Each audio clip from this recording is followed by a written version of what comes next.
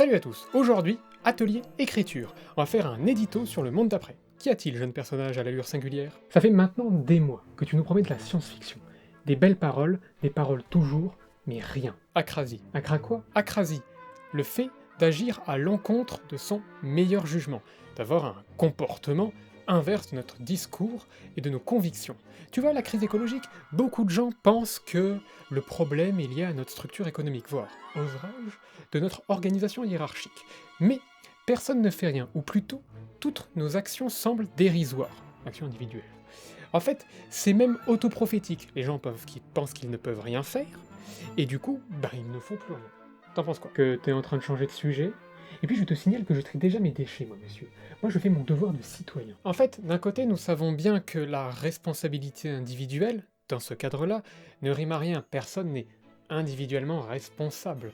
D'un autre côté, toutes les actions collectives sont tournées en dérision, sans parvenir à imaginer un monde d'après convaincant. Super, du coup on parle de quoi aujourd'hui? Du capitalisme. L'époque, si elle a un jour existé, où on parlait de licornes et de vaisseaux spatiaux, commence vraiment, mais vraiment à me manquer.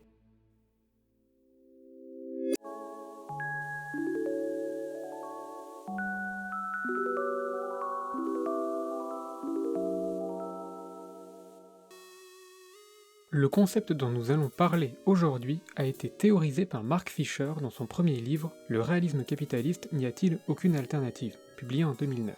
À première vue, la notion peut sembler neutre, voire simpliste. Nous allons donc l'explorer plus en profondeur.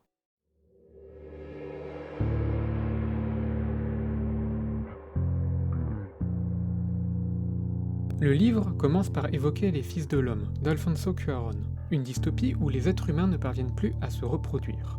L'humanité est atteinte de stérilité, les superstitions et religions vont bon train, alors que la catastrophe est oubliée dans un passé lointain. Des camps de concentration côtoient des Starbucks, le capitalisme s'accommodant très bien de l'ultra-autoritarisme.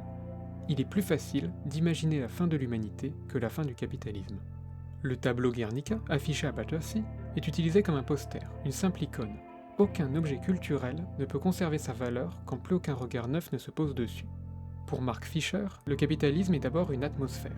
Le réalisme capitaliste est l'idée généralement répandue que le capitalisme est le seul système politique et économique viable, mais aussi qu'il est impossible d'imaginer une alternative cohérente à celui-ci.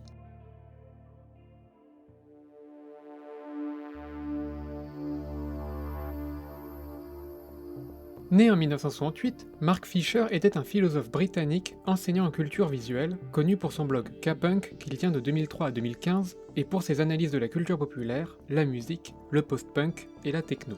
Doctorant de l'université de Warwick à la fin des années 1990, il participe au collectif Humanity Culture Research Unit, qui est à la croisée de plusieurs courants de pensée, notamment l'accélérationnisme. Atteint de dépression chronique, il se suicide en 2017, peu avant la publication de The Weird and the Eerie.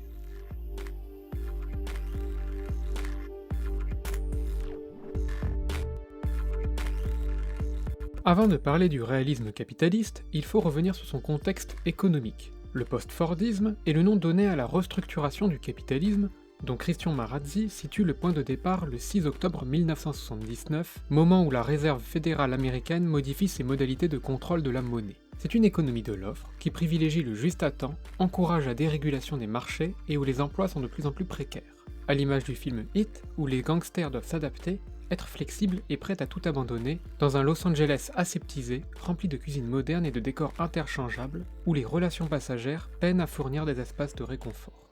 L'idéologie dominante de cette transformation a été le néolibéralisme, une idéologie non idéologique qui se présente comme empirique, alors même qu'il y a 50 ans, les privatisations étaient inimaginables. Le modèle de vie fordiste, qui l'a précédé, le Fordisme, promettait la sécurité pour la classe ouvrière, en échange de l'ennui, de carrières lentes et de peu de mobilité géographique. Son déclin au Fordisme a entraîné la décomposition des institutions qui en dépendaient, notamment des syndicats. On peut penser aux grèves des mineurs au Pays de Galles. La première manœuvre des néolibéraux était de rendre ce modèle obsolète, par exemple en vendant les logements sociaux en Angleterre, en échange de quoi le capitalisme s'est réapproprié les désirs de liberté des travailleurs.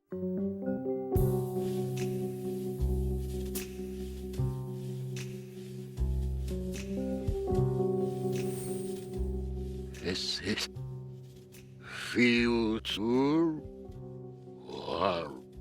This is past.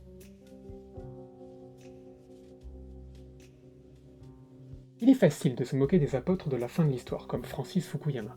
Il est plus difficile de reconnaître que celle-ci fait bien partie de notre inconscient collectif. Pour Fredric Jameson, le capitalisme est schizophrénique. Il s'agit là d'une comparaison. Pour la psychanalyse, la schizophrénie désigne une rupture dans notre cohérence narrative. Atteint de schizophrénie, le sujet perd la capacité de situer le passé, le présent et le futur, et donc de se situer biographiquement. Le post-Fordisme est devenu un non-événement qui a mis fin à l'histoire. Il est insituable, on ne peut plus en retracer la chronologie. Pour le modèle IM de la théorie des rêves, voir ma vidéo sur le sujet, ceux-ci proviennent d'entrées chaotiques auxquelles nous donnons une cohérence au réveil. Le récit du rêve admet des éléments absurdes, comme des éléphants qui volent, et on reconstitue la chronologie. C'est un signe de bonne santé mentale de parvenir à rétablir cette chronologie narrative. Dans le roman L'autre côté du rêve, d'Ursula K. Le Guin, George Orr se rend compte que ses rêves transforment le monde. Gardant le souvenir de ces événements, il perçoit des changements entre le passé, avant son rêve, et le présent, après son rêve. Il passe pour un fou, contrairement à ses semblables qui acceptent l'incommensurable au réveil. Ce qui maintient notre état de fin de l'histoire, c'est donc d'abord l'oubli, la distance que notre culture prend avec l'histoire, la reléguant au rang de simple artefact inerte. Jameson définit cette postmodernité comme la logique culturelle du capitalisme tardif ou post-fordiste. Mark Fisher estime que le terme « réalisme capitaliste » est plus adapté à la situation actuelle que celui de postmodernité. Il en avance 3 raisons. D'abord, à la période où Fredric Jameson la formule, il semble encore y avoir des alternatives. Le socialisme réel est certes dans sa phase finale, mais les travailleurs luttent encore. Pour Fredric Jameson, la grande force du capitalisme est d'incorporer les œuvres culturelles, même subversives, ce que Theodor Adorno appelait l'industrie culturelle. Sa capacité d'équivalence monétaire, le fait d'accorder un prix à tout, lui permet d'assimiler le nouveau car le capitalisme a besoin de la subversion pour entretenir sa dynamique et ne pas dépérir. Pour Mark Fisher, on a dépassé ce stade et on est passé à la précorporation, soit le formatage et façonnage préventif des désirs et espoirs. Alternatifs, indépendants, voire même révolutionnaires, sont des mots à la mode. Le capitalisme ne commande plus ce qu'on doit produire, mais encourage la liberté dans la créativité en produisant les désirs. Le réalisme capitaliste se rapproche de l'hyper-réel de Baudrillard, où le documentaire fusionne avec la réalité. Les participants se transforment en acteurs, devant le regard de la caméra, entre le jeu et la vie quotidienne. À l'image du Big Brother de Love Story, le spectateur est invité à participer, intégré au circuit de contrôle. Le capitalisme de contrôle n'est plus celui qui dit quoi faire, mais quoi ressentir. C'est celui qui nous incite à faire ce qu'on veut, mais dans la réussite. Il n'interdit pas de fumer, mais souligne que la cigarette nuit à la santé, donc à la réussite de l'individu, qui en a la charge. Seule l'activité compte. Nos émotions sont prises en charge. Enfin, le capitalisme occupe les horizons du pensable. Le réalisme capitaliste se présente comme un bouclier face aux croyances et aux utopies dévastatrices. Chaque alternative est soumise au principe de réalité et irrémédiablement, le statu quo l'emporte. Le réalisme capitaliste prétend être incrédule et avoir fait le deuil des illusions sentimentalistes. On constate pourtant que si le néolibéralisme, qui fut l'idéologie dominante du tournant des années 1980, fait encore office de culture officielle, les gens conservent tous une distance critique vis-à-vis du néolibéralisme, y compris au sommet de l'État, à droite comme à gauche. Par exemple, nous croyons que l'argent est un jeton dénué de sens, mais on agit comme s'il était sacré. En fait, c'est à condition de cette distance ironique que nous avons mis dans nos têtes que nous pouvons fétichiser l'argent. C'est parce que nous n'y croyons pas que nous pouvons le faire. Notre idéologie serait donc plus proche d'une forme de cynisme. Nous avons beau nous rire de toutes les idéologies et nous en foutre de tout, qu'on fait quand même les choses. On est même heureux de les faire.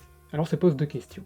Comment notre impuissance est-elle devenue à ce point désirable, et pourquoi toute critique morale renforce en définitive le capitalisme?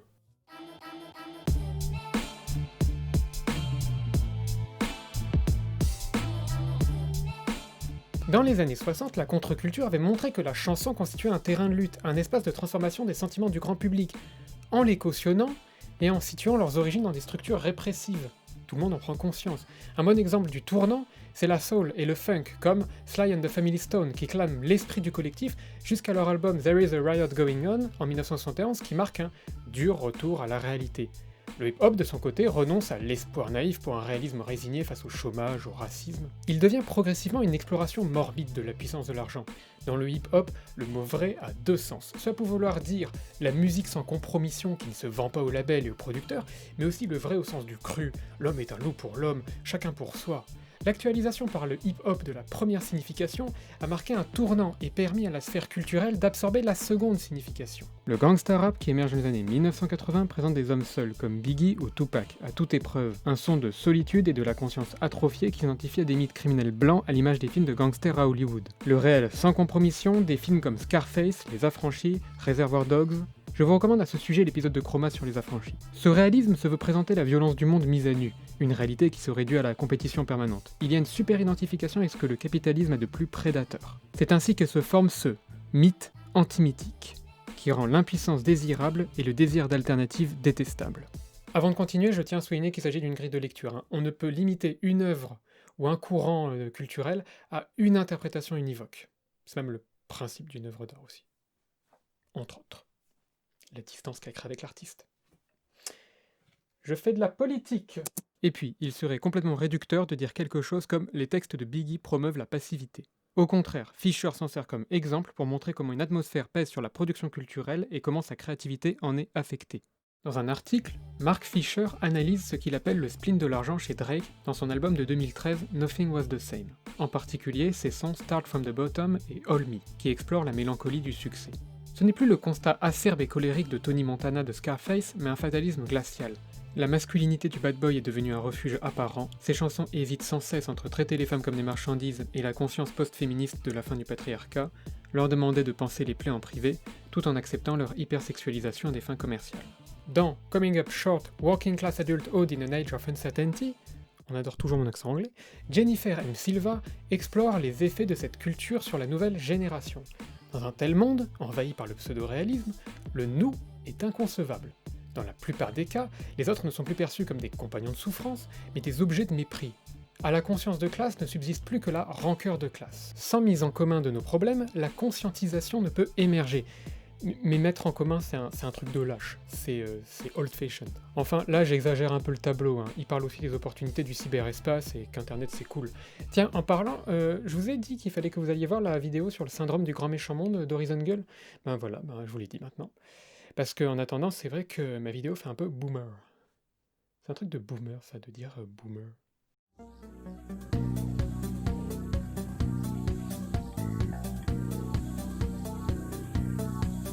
Comme l'explique Lacan, notez-le bien parce que je le citerai pas tous les jours, le réel est ce que toute réalité doit refouler.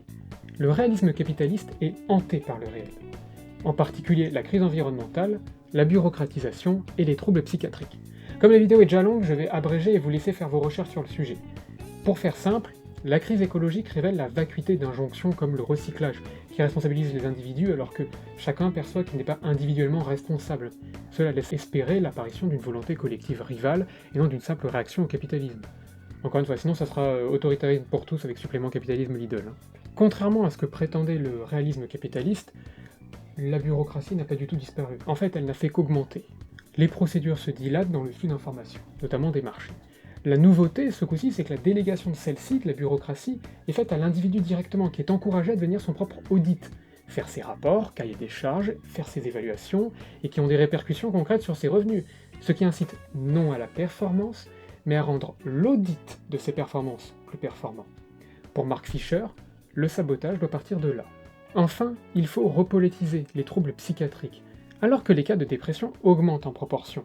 Elle est rendue acceptable, voire esthétisée. Le stress est même privatisé. Il s'agit sans doute du développement le plus passionnant de Fisher, mais aussi de Deleuze et Guattari, et ça ne leur rendrait pas hommage de synthétiser ça brièvement à Lanck. J'y reviendrai, et je vous conseille de vous documenter sur le sujet.